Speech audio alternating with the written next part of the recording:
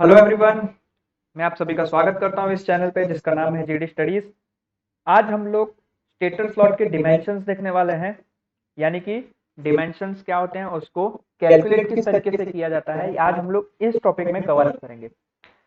आइए बिना किसी देरी से स्टार्ट करते हैं हम लोग आज का लेक्चर।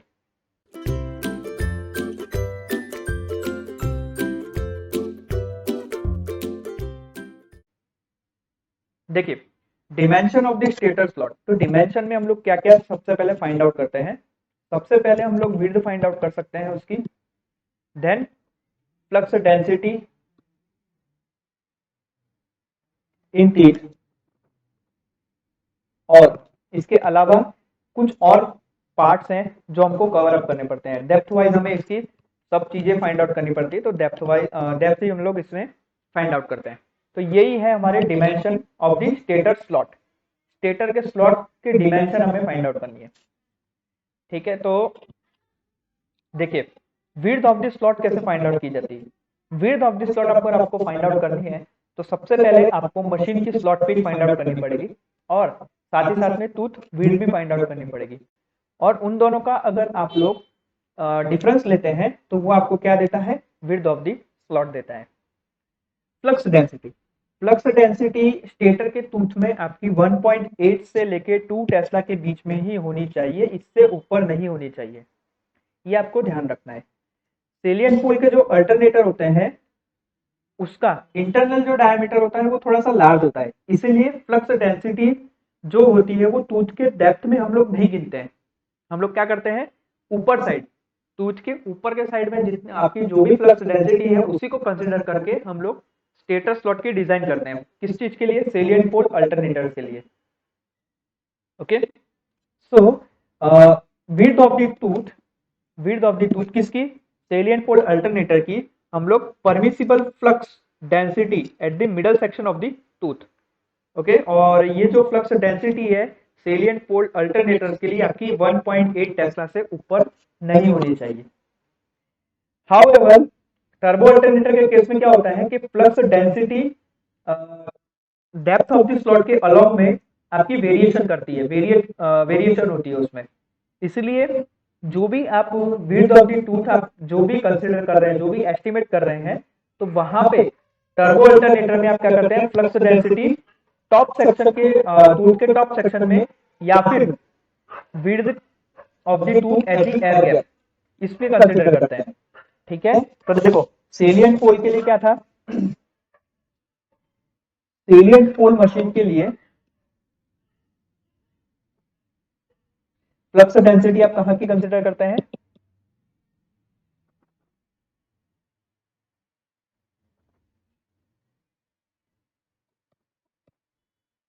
फ्लक्स डेंसिटी आप कंसीडर करते हैं middle section of the tooth.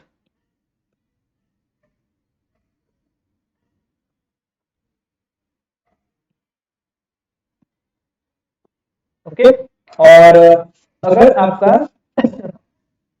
अगर आपका टर्बो अल्टरनेटर है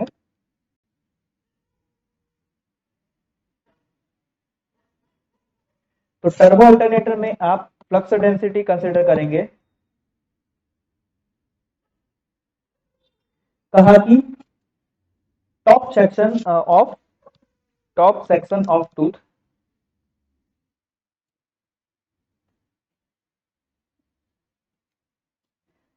या फिर और width of the tooth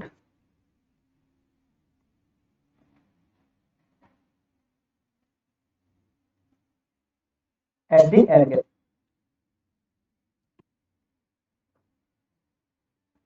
okay, so यहाँ पे भी आपकी फ्लक्स डेंसिटी जो है वो आपकी 1.8 टेस्ला से ज्यादा नहीं होनी चाहिए, ये आपको ध्यान रखना है। नाउ सेलियंट पोल मशीन के लिए आप फ्लक्स डेंसिटी तो फाइंड आउट कर रहे हैं मिडल सेक्शन में, लेकिन कैसे करेंगे, तो देखिए उसका एक इक्वेशन है। इक्वेशन क्या है, flux density at the middle section is equal to क्या होता है, फ्लक्स पर पोल पर width of the tooth at the middle section multiply by iron length multiply by number of teeth पर पोल आर्क। ओके, और यहाँ पे number of pole arc क्या है, नंबर ऑफ टीथ पर पोल आर्क क्या है, इक्वल टू पोल आर्क पर स्लॉट पिच। ये जो इक्वेशंस हैं ये सारे आपके एग्जांपल्स में हमने यूज किए थे। इससे प्रीवियस जो हमने 2 लेक्चर लिए एग्जांपल्स के, अगर वो वीडियो किसी ने नहीं देखा हो तो जाके पहले वीडियो देख लीजिएगा। वहां पे ये सारे इक्वेशंस मैंने यूज करके आपके एग्जांपल सॉर्ट आउट किए थे, उसका सॉल्यूशन हम लोग लाए। ओके, तो आपको डायरेक्टली आपको याद रखना है कि फ्लक्स डेंसिटी मिडिल सेक्शन में क्या होती है, वो होती है फ्लक्स पर पोल पर width of the tooth at the middle section multiply by iron length multiply by number of teeth पर पोल आर्क। और यहाँ पे नंबर ऑफ टीथ पर पोल आर्क क्या है आपका, pole arc divide by slot pitch. Okay, ये तो था हमारा सेलियंट पोल के लिए नंबर 1। नंबर 2 है हमारा टर्बो अल्टरनेटर के लिए। तो टर्बो अल्टरनेटर के लिए हम लोग कहाँ गिनते हैं, टॉप सेक्शन में गिनते हैं। टॉप सेक्शन में अगर हम लोग फ्लक्स डेंसिटी गिनते हैं तो आपका क्या आएगा आंसर, इक्वल टू क्या होगा, वो होगा हमारा फ्लक्स पर पोल पर width of the tooth at the top section multiply by iron length और multiply by number of teeth पर पोल पिच। यहाँ पे यहाँ पे एक चीज है, टर्बो अल्टरनेटर में क्या होता है कि अगर आप 2/3 पोल पिच ले रहे हैं, मतलब 2/3 पोल को हमने स्लॉटेड किया हुआ है, तो स्लॉटेड करने पे द नंबर ऑफ टीथ पर पोल पिच क्या हो जाएगी, वो होगा हमारा इक्वल टू किस चीज के, 2/3 पोल पिच पर slot pitch at the top section. ये आपको ध्यान रखना है, ठीक है। तो ये वाला एक इक्वेशन है, और अगर आपका 2/3 पोल पिच अगर आपकी स्लॉटेड करी हुई है तो उसके लिए ये इक्वेशन है। यहाँ पे स्लॉट विड्थ आप कैसे फाइंड आउट करेंगे, ये दोनों चीज हमारे यहाँ पे कंप्लीट होती है टर्बो अल्टरनेटर के लिए और सेलियंट पोल के लिए। अब स्लॉट विड्थ क्या होता है आपका, slot width is equal to, directly आपको याद रखना है, slot pitch at the top section minus tooth width at the top section. Okay, तो जब भी आपकी स्लॉट की विड्थ आप एस्टिमेट करते हैं तो एस्टिमेट करने पे आपको ये चीज ध्यान रखनी है कि उसमें आपको इंसुलेशन करना है। वो इंसुलेशन जो भी आपका रिक्वायर्ड है, वो इंसुलेशन की गिनती भी आपको करनी है विड्थ वाइज, और उसके लिए आफ्टर द इंसुलेशन आपके कंडक्टर के लिए कितनी जगह बचने वाली है विड्थ वाइज, ये भी आपको एस्टिमेट करना है। तो कैसे करते हैं, देखो आपको क्या क्या चीज कंसिडरेशन में लेनी है। तो अगर आप स्लॉट इंसुलेशन विड्थ वाइज गिनेंगे तो आपको ये 4 चीजें आपको कंसिडर करनी है। कौन कौन सी, एक तो आपको कंडक्टर का इंसुलेशन कंसिडर करना है, देन दूसरा है आपको माइका का स्लॉट लाइनर कंसिडर करना है, देन तीसरा है binding tape over the coil, और चौथा है टॉलरेंस, या फिर आप कह सकते हैं क्लियरेंस। ठीक है, तो ये चारों चीज कंसिडर करने के बाद विड्थ वाइज में हमारे कंडक्टर के लिए कितनी स्पेस अवेलेबल होगी उसकी गिनती अगर हमें करनी है तो हम लोग क्या करेंगे, विड्थ ऑफ दिस स्लॉट करेंगे minus insulation width wise. Okay, मतलब इसका जो भी आपका आंसर आएगा, ये आंसर आपका एमएम में आएगा, और इसको हम लोग माइनस करेंगे किसमें से, विड्थ ऑफ द स्लॉट में से, ताकि क्या मिल सके हमें, space available for the conductor width wise. Okay, यहाँ पे हमने कंडक्टर का पहले से क्रॉस सेक्शन एरिया तो फाइंड आउट किया था, कैसे, ए इज इक्वल टू क्या था, आई अपॉन डेल्टा, ये था, या अगर ये कंडक्टर है तो आई ए और डेल्टा ए। ओके, तो यहां से हमने एरिया फाइंड आउट किया था कंडक्टर का, तो कंडक्टर का एरिया हमने पहले से फाइंड आउट कर दिया है। तो वो जो भी डेटा है आपका, जो भी ये वाला जो डेटा है आपका, ये डेटा हम लोग यूज करेंगे और क्या करेंगे, कंडक्टर की विड्थ वाइज डेप्थ हम लोग एस्टिमेट करेंगे। ओके, तो ये तो हो गई विड्थ की बात। अब हम लोग बात करेंगे डेप्थ की, तो डेप्थ भी आपको एस्टिमेट करनी है। ठीक है, देखो ये आपका स्लॉट है,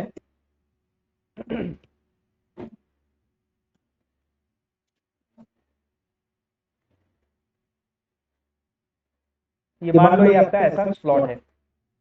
ओके, तो ये आपका लिप हो गया ऊपर के साइड, ये भी कुछ ऐसे होता है, ठीक, मैं थोड़ा गलत बना दिया है।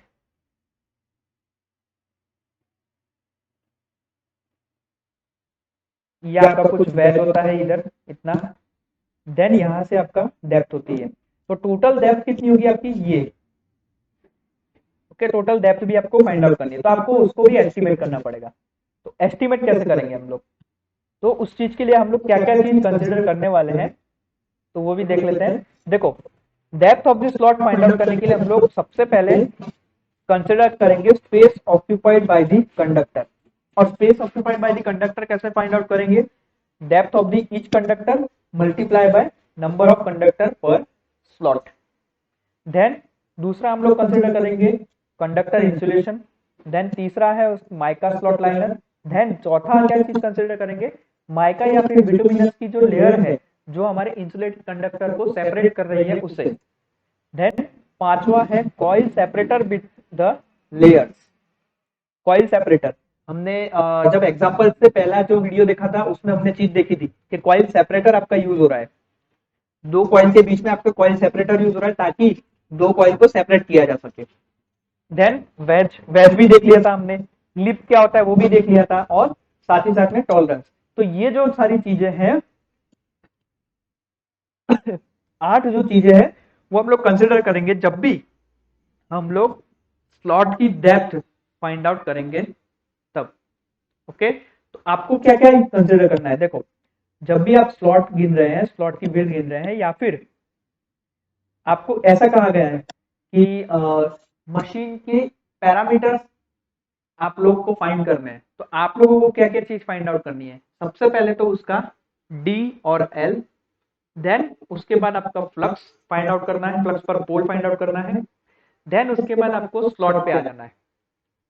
ठीक है, तो आपको ऐसा भी क्वेश्चन का पूछा जा सकता है कि स्टेटर की सारी जानकारी हमें दीजिए, कोई भी एग्जांपल दिया हो और आपको ऐसा कह दिया हो कि स्टेटर की जानकारी आप लोग वहां से फाइंड आउट कीजिए, तो आपको क्या क्या चीज फाइंड आउट करनी है, तो डी और एल तो आपको सबको चाहिए ही चाहिए, फाई भी चाहिए आपको, फ्लक्स डेंसिटी अगर नहीं दे रखी तो आप फाइंड आउट करेंगे, और अगर आपका सेलियंट पोल अल्टरनेटर दे रखा है तो आप क्या करेंगे, डायरेक्टली 0.8 टेस्ला, कितना 1.8 टेस्ला से 2 टेस्ला के बीच में आप लोग क्या करेंगे, कंसिडर करेंगे, लेकिन मैक्सिमम हम लोग 1.8 टेस्ला ही कंसिडर करते हैं।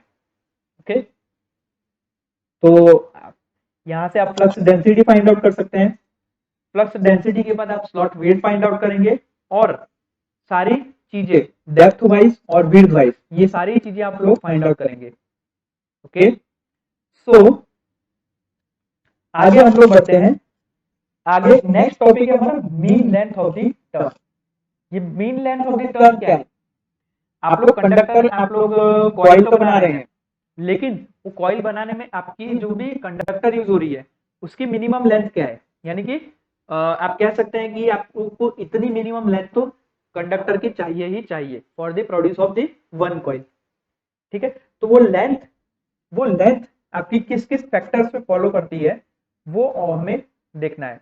तो depends on the following factors, कौन कौन से फैक्टर्स पे आपकी डिपेंड करती है, तो सबसे पहले डिपेंड करेगी उसकी gross length of the stator core, दूसरा है पोल पिच, तीसरा है वोल्टेज ऑफ द मशीन, और चौथा है slot dimension.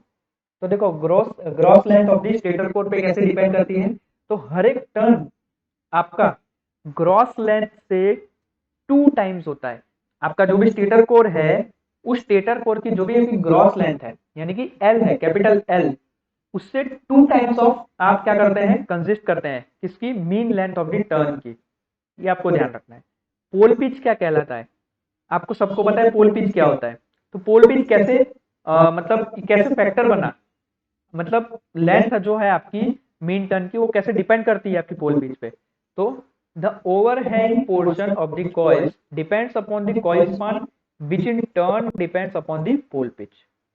Okay, now voltage of the machine, voltage of the machine कैसे आप डिपेंड कर रहा है, कैसे फैक्टर बना, तो देखो इंसुलेटेड कंडक्टर जो है वो कमिंग आउट हो रहा है of the stator slot should have the straight length beyond the stator pole which depends upon the voltage rating of the machine.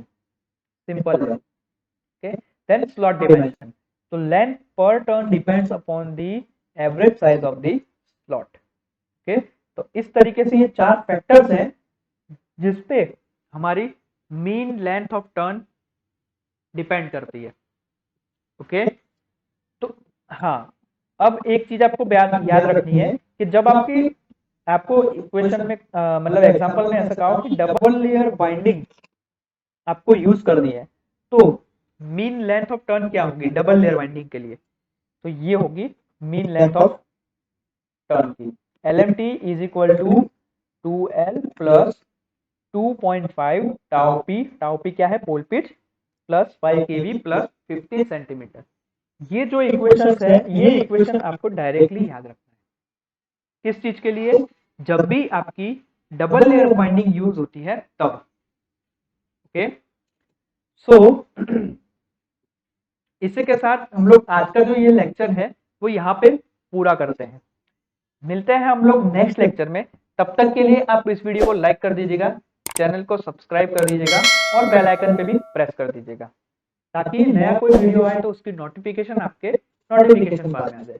मिलते हैं हम लोग नेक्स्ट लेक्चर में, टिल देन जय हिंद।